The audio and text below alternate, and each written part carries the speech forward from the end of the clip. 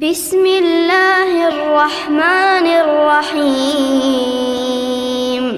يا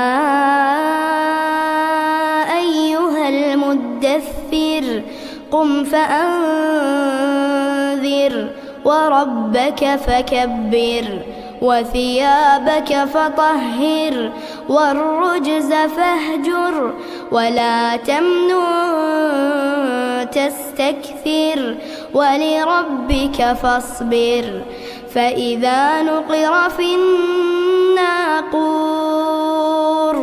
فذلك يومئذ يوم عسير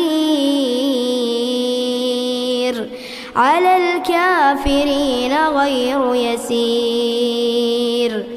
ذرني ومن خلقت وحيدا وجعلت له مالا ممدودا وبنين شهودا ومهدت له تمهيدا ثم يطمع أن أزيد